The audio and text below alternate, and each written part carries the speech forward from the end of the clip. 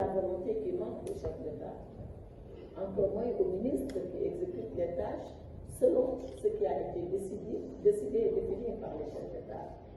C'est souvent des problèmes d'agenda qui font qu'on y arrive difficilement, mais on finira par arriver.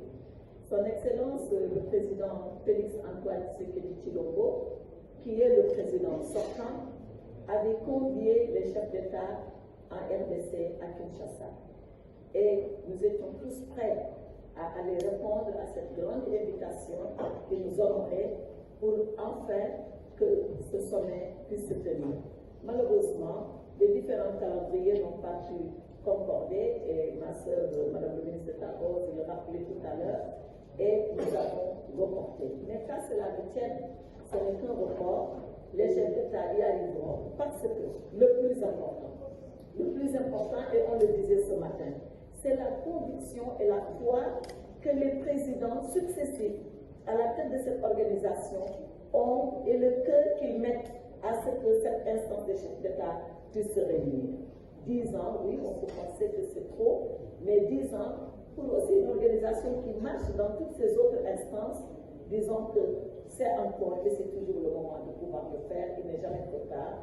En tout cas, le président Macky Sall s'engage à cela.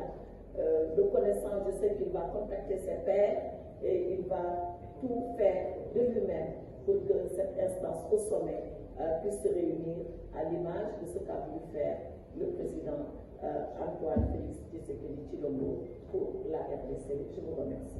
Monsieur le journaliste, les difficultés, on en aura toujours. Mais l'essentiel, c'est de trouver des solutions pour relever ces différents défis. On l'a dit tout à l'heure dans mon mot qu'il y avait des défis de gouvernance des ressources humaines et des gouvernances des ressources financières.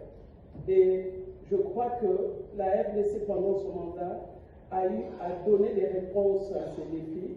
Mais comme ces défis sont énormes, j'ai laissé une partie de travail à ma sœur Aïssata pour qu'elle puisse l'achever.